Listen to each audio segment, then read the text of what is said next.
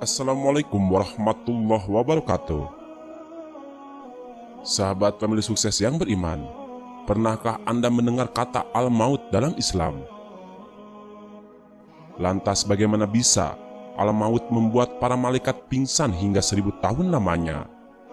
Lalu apa kaitannya al-maut dengan malaikat Israel?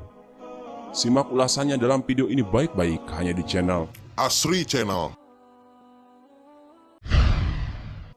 Ketika Allah Subhanahu wa Ta'ala menciptakan al-maut dan menyerahkan kepada malaikat Israel, maka berkata malaikat Israel, "Wahai Tuhanku, apakah al-maut itu?" Maka Allah Subhanahu wa Ta'ala menyingkap rahasia al-maut itu dan memerintahkan seluruh malaikat menyaksikannya. Setelah seluruh malaikat menyaksikan al-maut itu, maka tersungkurlah semuanya dalam keadaan pingsan selama 1000 tahun lamanya.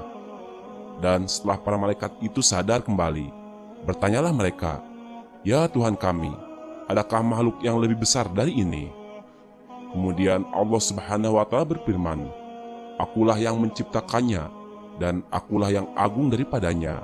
Seluruh akan merasakan al-maut itu." Kemudian Allah Subhanahu wa Ta'ala memerintahkan malaikat Israel mengambil al-maut, dan Allah telah menyerahkan kepadanya.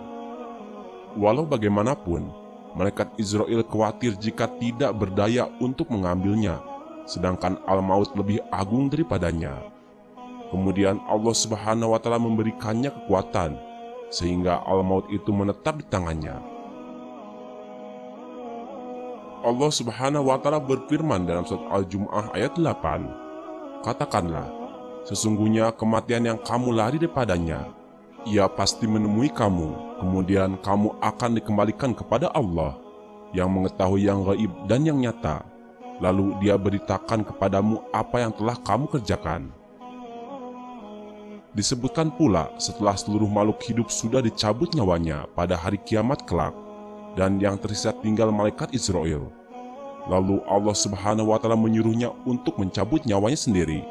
Karena dahsyatnya sakaratul maut yang sedang terjadi terhadap dirinya, beliau mengatakan, "Ya Allah, seandainya saya tahu ternyata pedih sekali sakaratul maut ini, tidak akan tega saya mencabut nyawa seorang mukmin." Malaikat Israel diberi kemampuan yang sangat luar biasa oleh Allah Subhanahu wa Ta'ala.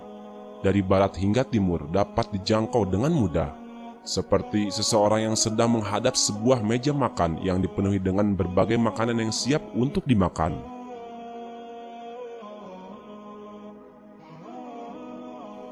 Sewaktu malaikat Israel menjalankan tugasnya untuk mencabut nyawa-nyawa makhluk-makhluk di dunia, ia akan turun ke dunia bersama-sama dengan dua kumpulan malaikat, yaitu malaikat rahmat dan malaikat azab.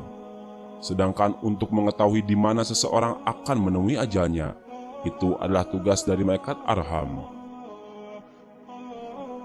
Allah Subhanahu wa Ta'ala berfirman dalam surat Yunus ayat 49, "Bagi setiap umat mempunyai ajal atau batas waktu.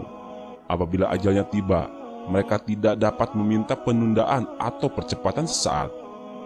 Itulah al-maut atau kematian." Wallahu a'lam bishawab.